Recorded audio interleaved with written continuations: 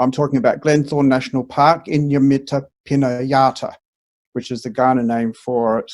Inyamita Pina is the name of the man who was known around that area. So Glenthorne has been a national park only for the last 12 months or so. And we are a very passionate little group. It's at O'Halloran Hill, for those people that don't know it. It's 208 hectares. It's right in the middle between the coast and the hills. So we are seeing that as a corridor between the coast and the hills for native fauna and birds. And there has been no access to Glenthorne since the early 1900s. So it's very new to the public. We have 3 dams, one major one minor one, and so the watercourses are the main habitat areas on Glenthorne. As you saw from the previous slide, most of Glenthorne is bare paddocks or weeds. So if anyone likes weeds, you have found the place. This is our little billabong, which is close to our very regular meeting place, and our first revegetation patch. There's a small group of us in our trailer and our primary school decorated wheelbarrow. We're trying to get the schools involved, and that will come as Glenthorne becomes more known to the public and as a national park. We're getting lots of visitors to the park, but we're trying to incorporate those as volunteers. So there's a few heritage buildings on Glenthorne, and they're very precious to us. Some, like this one, is the old barn, which is in very good condition, but then there are others that have dilapidated quite seriously. Now, this is a very significant thing. That one, go back one. That one there is chalk marks that I think date back to the middle 1800s for shearing. And it's chalk on the beam underneath that barn that you saw in the previous slide. And so that's a very, very precious heritage. You can see the old Glenthorne farm there in the smaller photograph. That was a mansion that no longer exists, and we're all pining for that. But if you notice right in the middle of the photograph, there's a little palm tree. We've located the original spot where that palm tree was planted. And last year we had a wonderful event in History Week where we got the granddaughter of the people that built that building, that home, and she came and planted a similar one in the same spot. Now, Glenthorne was also an army place after the First World War, or before and during and up to the Second World War. So there's old army ammunition huts, which is also heritage protected. And the huts in that photograph are underneath or inside the galvanized sheds that you see there.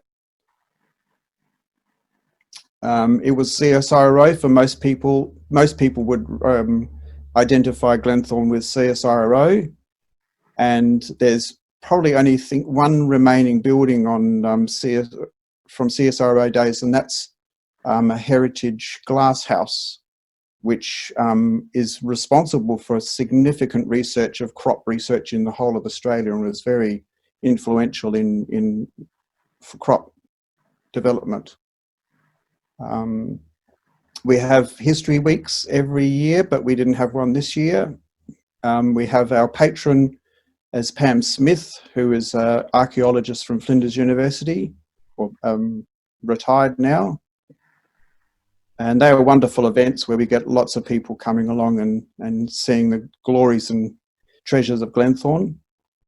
There's a cold cellar that in the good days, when it was in fairly good condition, even though it was completely covered with olive trees and branches. And the next slide shows what state it is now. And it's probably even a little bit worse than that now because a gum tree's fallen on it with the last storm.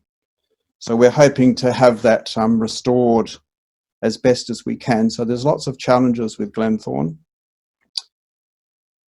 And it became a national park 12 months ago, and it's just completely changed our whole volunteer group, because for the last 20 years we've been trying to wrestle Glenthorne away from a housing development and making it open space and open to the public. And through the work of David Spears, it's been fantastic and changed our whole groups. And we're still trying to get our heads around the whole thing to the future and what we do. So to me, Glenthorne is not what it is, but what it can be and what it is going to be. And to bring public into to enjoy such a magnificent place, it's really, really good. There's lots of different habitats within Glenthorne, from the high hills down to the watercourses. So we still have lots of bird life, and we've got some members that are completely avid bird watchers, or twitchers as they're called. And so we've got our bird lists over the last number of years of what's been seen, and we only expect and know that those birds will increase the population there at Glenthorne when the revegetation occurs properly. We're going to try and encourage lots of learning. So we're really keen to do citizen science there and get the children involved. And so so there's the soil types. So that will help us give work plans on where to plant the different varieties. And because it's such a blank space, it's going to be a huge project and will involve many people. So we're hoping for lots and lots of volunteers in many different areas of involvement with Glenthorne, and that's really exciting. I can read a bit of it there if you want to. Glenthorne comprises part of the remaining 10% of open grassy woodland between the Barossa Valley and the Victor Harbour. In order for species to maintain, the bird species to maintain their current population, we need 30% open grassy woodland, but we only have 10%. So the number of birds will continue to decline, which is very sad to know, but Glenthorne will restore a little bit of that grassy woodland. And the challenge is to find, we know that there's about 60 different plants per square metre in a healthy open grassy woodland, and our challenge is to work out what are weeds and what are not weeds within Glenthorne, and encourage one and discourage the other. And so, yeah, our regime of weed management will be slashing and spraying, and spraying is always risky because you kill the good plants as well. What else there?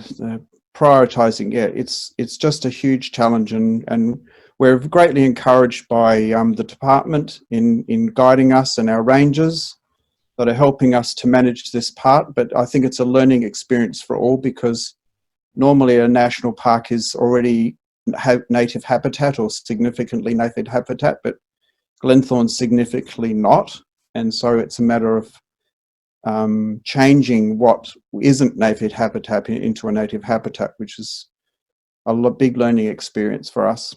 Yeah, we're trying to have partnerships with the Ghana people in a native grass propagation, because they're very keen to have native grasses, wide, broad-acre native grass fields, and that on Glenthorne, which is part of open grassy woodland.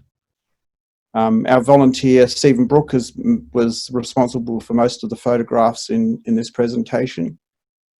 And yeah, it's always a battle between myself, or a few of us that call our access days on Glenthorne enjoyment days, while some say they should be called working bees, because that's what we're there for.